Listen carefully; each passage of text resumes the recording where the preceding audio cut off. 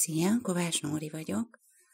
Javaslom, eleinte fekve vagy kényelmes ülő pozícióban csukott szemmel, hangomat követve lazulj el, és úgy végezd el a megerősítéseket, majd pedig, amikor már gyakorlottabb vagy, könnyedén, természetesen jönnek a szavak, akkor pedig nyitott szemmel, akár a tükörbe, a szemedbe nézve mondd el a megerősítéseket, hogy aztán őszintén, legbensőbb lényedből formálódjanak szavakká a tiszta jelentésük, és így teljen minden napod.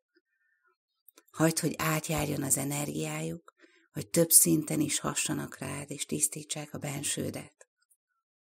Most helyezkedj el kényelmesen, és vidd a figyelmedet a légzésedre.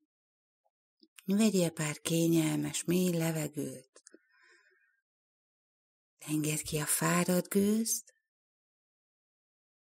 csendesedj el, majd mondd utánam. Megérdemlek egy olyan társat, akinek én vagyok az első.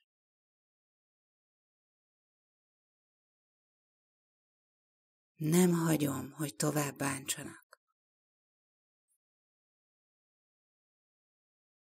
Nem hagyom, hogy mellékszereplője legyek a saját életemnek.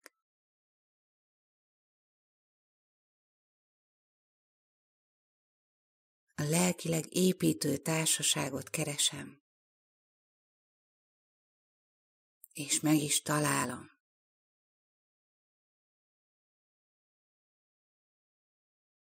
Elengedem mindazokat, akik rombolják a lelki fejlődésemet.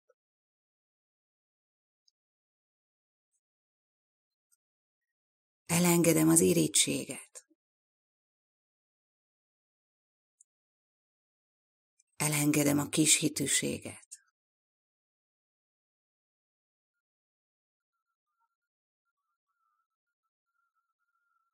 Elengedem a múltat.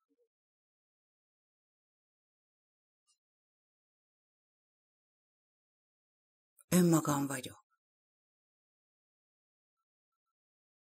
A lélek. A lélek vagyok.